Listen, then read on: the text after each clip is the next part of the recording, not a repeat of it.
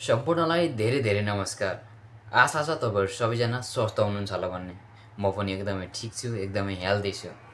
तपाईँहरू सम्पूर्णलाई जानकारी नै छ होला हिजोको काठमाडौँको त्यो आन्दोलन शान्तिपूर्वक गर्ने भन्ने घोषणा गरिएको थियो, तर दुर्गा पट्साईको कमान्डमा रहेको त्यो आन्दोलनले चाहिँ बिस्तारै बिस्तारै चाहिँ एकदमै अराजक खालको गतिविधि निम्ति आयो, जसले गर्दा केही व्यक्तिहरूको ज्यान गयो भने सार्वजनिक सम्पत्तिमा क्षति भएको छ निकै, र व्यक्तिगत कुनै व्यक्तिको निजी सम्पत्तिमा पनि धेरै क्षति भएको छ। एउटा व्यक्तिको पुरै घर आगो लागि भएको छ, जलेको छ, पुरै तहस नहस भएको छ।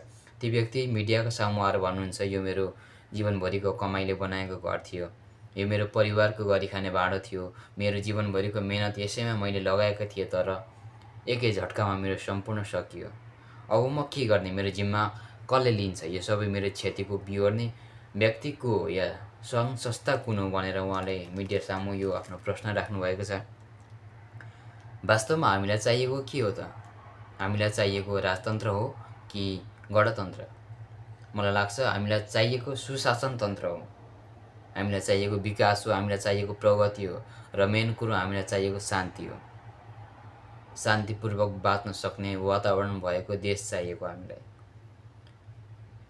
गणतन्त्रमा त्यो थियो भने हामीलाई यो खालको आन्दोलन गर्नै पर्दैन थियो। राजतन्त्रमा त्यो थियो भने हामीले पहिले राजतन्त्र हटाउनै पर्दैन थियो। पहिले राजतन्त्र हटाउने भनेर आम नेपालीका छोराछोरी आम नेपालीको मृत्यु भयो। अहिले फेरि राजतन्त्र ल्याउने भन्दा पनि आम नेपाली नै मर्दैछौँ। र विशेष कुरो राजतन्त्र यसरी आउँदैन के, म सम्पूर्णलाई यो भन्न चाहन्छु। राजतन्त्र आउनको लागि त एउटा तरिका छ नि त। अब राजतन्त्रको लागि के गर्नु पर्यो भन्दाखेरि नेपाल सरकारले चाहिँ एउटा संविधान भन्ने कुरो बनाएको छ होइन। त्यो संविधानमा चाहिँ राजाको बारेमा छैन कि अब राजा थिए अरे भन्ने कुरामै छ, त्यहाँ इतिहासको कुरोमै छ होइन।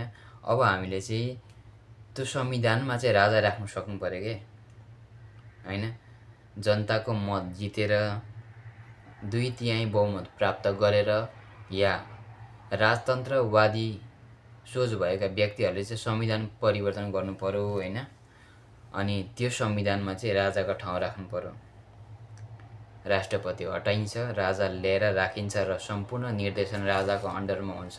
र यो अहिले नेताहरूले गरिरहेको भ्रष्टाचार कम हुन्छ र नेपालको पनि उन्नति प्रगति होला भन्ने आशा राखेको छु मैले चाहिँ होइन।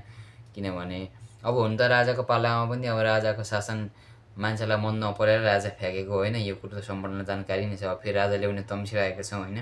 तर राजा ल्याउनको लागि चाहिँ यस्तो खालको छ कि पद्धति चाहिँ होइन। त्यो त्यसरी आन्दोलन गरेर मान्छे मारेर तोडफोड गरेर हुँदैन। र अब चुनाव पनि छिटै आउँदैछ 84को होइन। त्यही भएर अहिलेदेखि नै सबै नेपालीको मनमुटुमा हाम्रो राजाको फोटो चाहिँ टाँस्न हामी सफल हुनु पर्यो। सबै नेपाली जनतालाई राजा ल्याउँ हुने खालको उनीहरूको मनमा एउटा उत्पत्ति गर्नु पर्यो क्या, त्यो खालको धारणा उत्पत्ति गर्नु पर्यो। तब मात्र सबैले राजतन्त्रवादीहरूलाई भोट हाल्छन् र राजतन्त्रवादीहरूको सरकार बन्छ र सरकार बनेपछि संविधान परिवर्तन हुन्छ र परिवर्तनमा राजालाई राख्छन्। त्यत्तिकै राजा लिएर टपक्क राख्ने कुरो होइन नि, दिँदैन नि। यहाँ सम्पूर्ण जनता कहाँ छन् त अहिले राजाको पक्षमा? अहिले यहाँ केपी ओलीले मेरो जनता आओ हामीलाई तपाईँहरू खाँचो छ भन्यो नि, पुरै भरिन्छ काठमाडौँ, पुरै छोप्छ। कतिवटा जिल्ला कतिवटा होइन के ढाक्ने खालको जनसागर केपी ओलीले बोलाउन सक्छन्। प्रचण्डको उस्तै छ, शेरबहादुरको उस्तै छ, अन्य पार्टीहरूको उस्तै छन् उनीहरूको सदस्यहरू। अनि सबै राजाको पक्षमा छैन नि अहिले। त्यही भएर सबैलाई चाहिँ राजा ल्याउनु पर्छ है भन्ने खालको धारणा आम जनतामा जागृत गरौँ र राजा शान्तिपूर्वक ल्याउँ। यसरी अहिंसाको तरिकाबाट ल्याएपछि चाहिँ हामीले नेपालमा शान्ति पाउन मुस्किल छ, यही भन्न चाहन्छु म होइन। तपाईँहरूको यसमा धारणा के छ, तपाईँहरूको विचार के छ, कृपया कमेन्टमा राख्नुहोला। र तपाईँ राजा चाहनुहुन्छ कि अहिलेको राजनीतिज्ञहरू चाहनुहुन्छ, कृपया त्यो पनि कमेन्टमा लेख्नुहोला भन्दै म आज बिदा हुन्छु। हस्त, धन्यवाद।